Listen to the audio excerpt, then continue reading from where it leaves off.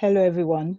I am Dr. Jenny Ekponyu William, and I'm going to be covering academic skills and studying with confidence. This is the module, so we'll be doing different subjects. So that's different. We're going to cover different topics under this academic skills and studying with confidence module.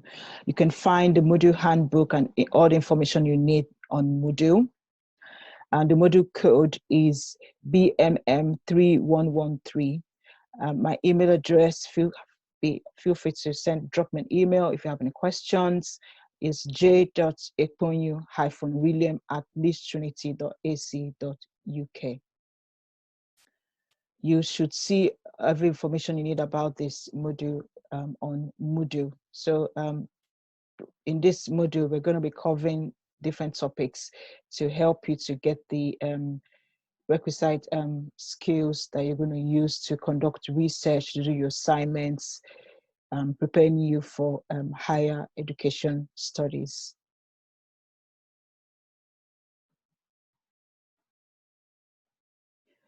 So today we're going to cover referencing and referencing in the appropriate style for your subject area or for your topics, that research topics you're going to be doing, or any assignments that you're assigned to do.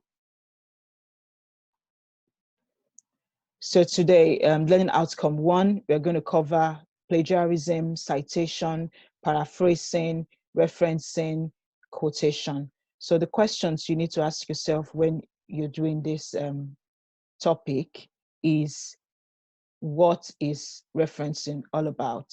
What is plagiarism, for example?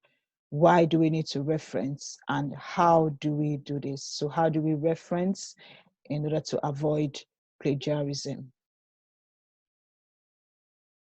So what is plagiarism? It's just simply presenting someone else's work as your work.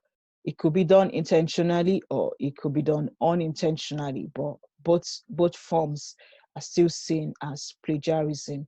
So you're passing off someone else's work as your work. It is called literary theft.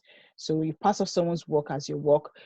It is called literary theft. Some people say that plagiarism is just copying another person's work, or copying and pasting, or borrowing another person's work. Those words tend to be misleading, and it is just masking the severity of plagiarism. It is a serious offense, seen to be a serious academic offense. So it is stealing. So please reference your work appropriately. If it is not your idea, cite it. If it is not your thinking, cite it, reference it.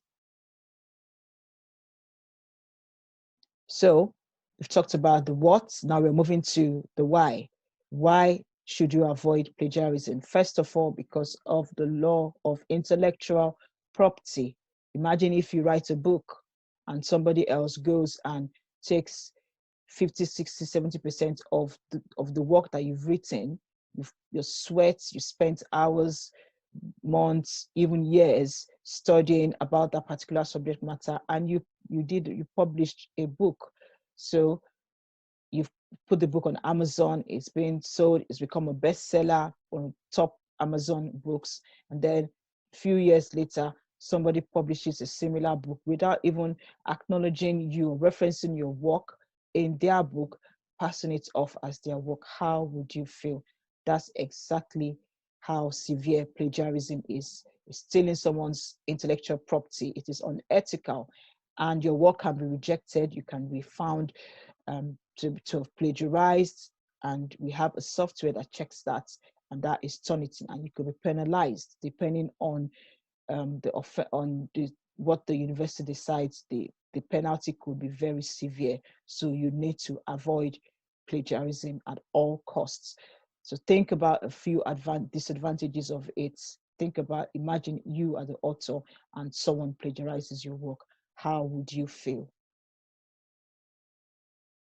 So Turnitin is the software. It is available whether it's the universities using Moodle, Brightspace, Blackboard, different learning platforms. they all have Turnitin incorporated in them. So it has a collection of books, journals, research articles, sources from the internet from different parts of the world. So what happens is that the software Turnitin compares your work against all these sources, and the copied items will be highlighted, and there's a percentage assigned. So we accept usually allow up to 20%. So it's not just you having 0%, because if you have 0%, that also could also be a sign that the work has been plagiarized. It's possible that that textbook was a very old textbook, or maybe a latest textbook, and it's not yet in the Turnitin base or the Turnitin bank. And that is very rare because it's usually updated regularly. So if it is if it's 0% on Turnitin, that is also a sign that something is funny, something is wrong somewhere, because you cannot just do independent research. Even if you're doing independent research, which you're doing, you have to refer to other sources, because nobody is an embodiment of knowledge. You definitely have to refer to the extant literature, and you're doing so. Once you use those references, it will be highlighted by the Turnitin software. Then we can look at it and say, oh, okay, that bit that was highlighted is just the reference that's highlighted. There's no unethical or plagiarism work that has taken place. So you need to make sure that you reference your work accurately. So what is allowed? We allow you to obviously use phrases, sayings, analysis, names, quotations, titles, and sources in your reference list. So if you're taking something directly from a source and you're not paraphrasing it, you need to use the double quotation marks. You need to make sure it's accurately referenced. We also have what we call in-text citation. An in-text citation, you are putting the name of the author and the year in your work. So in the body of your work, you're putting it. So we have in-text citation in two ways. It could be if it is at the beginning of or the end of the text, you have it like, for example, Phillips 1997, page 14. So you have the name, the year, and the page number. Everything would be in brackets. So you notice it. Notice how it is written here. The name Philip, a comma, the year 1997, a dot, page number, page P.14. The bracket is closed and there's a full stop at the end. This is when you are putting the citation at the end of the text. If it's at the beginning, so you want to say Philip said this, you just have to put the name Philip, you then put the bracket. So the difference is that for this, and for in-text citation that is at the end of the text, everything goes into the brackets. But for when it is at the beginning of the text, the name it's outside, the year and the page number are inside the brackets.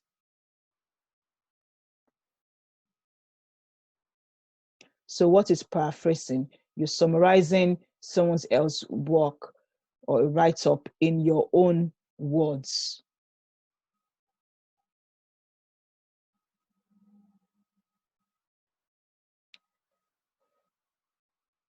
But of course, you still need to reference it. Why? Because it is not your idea. So if it is not your idea, cite it, reference it.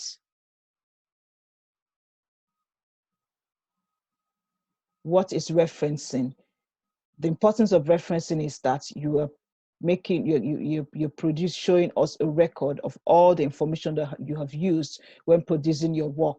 This shows that you have done good research because you have used the body of knowledge out there, and in the process of doing that, you have also contributed to knowledge. However, we have so many reference styles.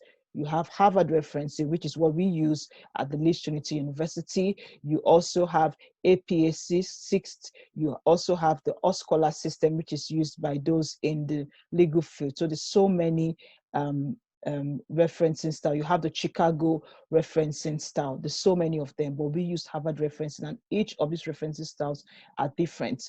They specify different things for when you want to reference a book or website. So you need to be careful, and you need to make sure that you are aware of all of this information when you are referencing. So we have a Leeds Trinity University abridged guide, an abridged guide of the Harvard referencing guideline. You can find this is available on the online platform in terms of the Leeds Trinity University library. So everything there in terms, all the information about how to reference the books, websites, and then for books, you have print books, you have the books that you use on an ebook platform or a Kindle book platform.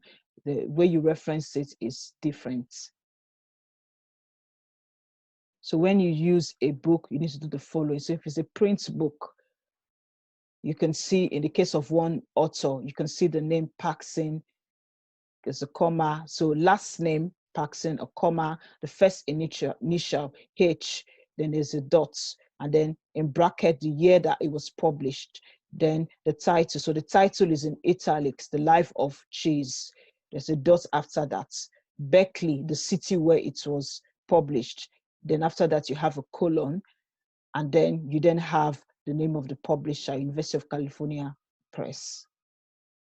When it is two authors, you can see that you have the first author's name, Vermat, put a bracket, the initial, you put a dot, then you put a comma, and then you put the name, the second author's name, you put a comma, and then you put the initial, you put a dot, and then it's the same process as the year, italics, and all that. So this is for a print book. When it is for an ebook platform, so let's assume that you bought the textbook and you're using the recommended textbook for one subject, and it is on your Kindle device. That's an ebook platform. It is this, the reference system is different from the print book that you picked up from the Leeds Trinity University library, the physical book you picked up. This is an ebook. So notice that it is different. You have the author's name, the initial, the year, the life of cheese, then here in brackets, ebook, Berkeley, University of California Press, then where it is available from. So in this case, it's not whether if it might be Kindle or maybe it's from one of these other ebook platforms websites. You have to reference it and put when you accessed it.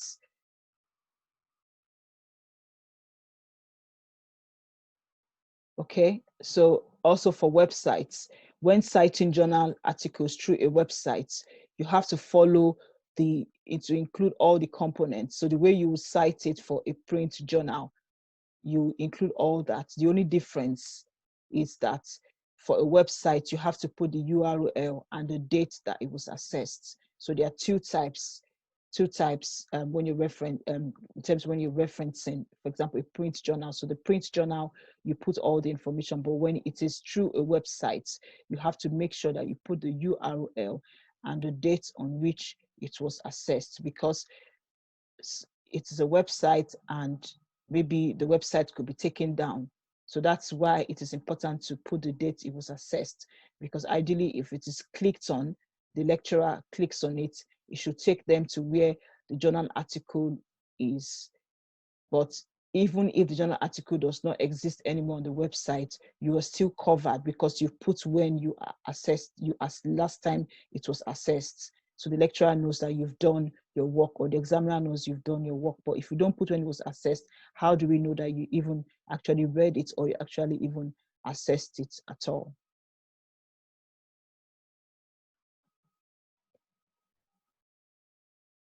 So what did we learn today? We talked about the what is referencing.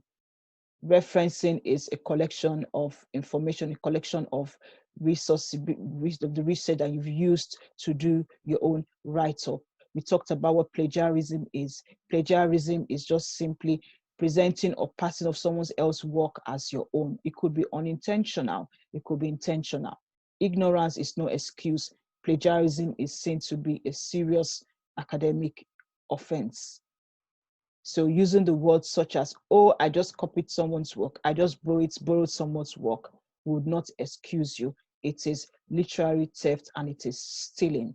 And so also another important point to note is that when the references are there, when you use any particular reference, the lecturer can check whether what you're saying in that particular text, the reference that you have used, is actually the correct reference. We can easily check that when we are marking. So it's not just writing something and just pasting a reference. No, if you're using a reference in your work, it means that you have actually read that reference, and the text, what you have paraphrased is referring to the reference. That's why you put an in-text citation and you put it in your reference list. So if you don't use something, if you don't read something, then do not put it in your reference, do not cite it, because we would always find out when we are reviewing your assignment. So in conclusion, if it's not your idea, cite it. If it is not your thinking, reference it.